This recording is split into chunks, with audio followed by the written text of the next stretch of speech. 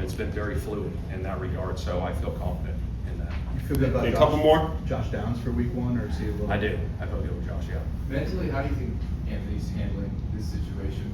Do you think he's deflated or anything like that? Just a couple days removed from it. You know what? I've had great conversations with him the last 2 days. Obviously, when I let him know the news, he handled it great like a pro. I talked to him yesterday in my office, and he was great. He just said, "Hey, man, I'm going to continue to work." And I said, "You're one play away." He said, "You're right, I'm one play away."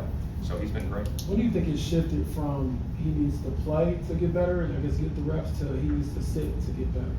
Well, I think we had a competition. I made that very clear, and I'm very transparent about the competition, and those guys were competing for a job. And Daniel won the job, and so now he's going to see it in a different light. And what's Anthony's long-term future here? How do you see what plan do you all have for him to develop? Or We're going to continue to develop in the meeting rooms, on the practice field, fundamentals, details, still go through your process like you're going to be a starter because you're one play away.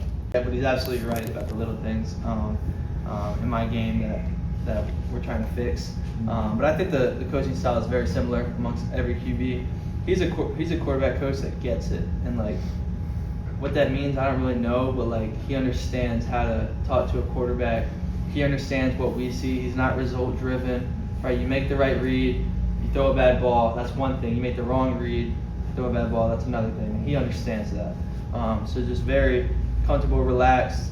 I mean, I was thinking about it the other day, like realistically, he's probably my biggest fan because the better I play, the better he looks. And that goes for all the quarterbacks. So like when we're watching film together, he's encouraging us and he's coaching us hard to make us better players. Anthony and Daniel have obviously been in a very well publicized QB battle, but how generous with their time have they been with you? It's obviously like you kind of need to be shown the ropes a little bit as well. Yeah, I think that's an underrated thing that isn't talked about enough, is just the genuine spirit that both of those guys have. I mean, from the day that I walked into the building, I knew Daniel since I was in like high school. Obviously, we both Duke guys, and every Duke game, like he would watch every Saturday because they had Saturdays off or time to watch it. He would text me after every game, and then here we are playing together. And then Ant, a guy that's like my age, is one of the more like mature people on the team. And I know there's a lot of stories and stuff out there about him, but literally every day, he's just been so good to me.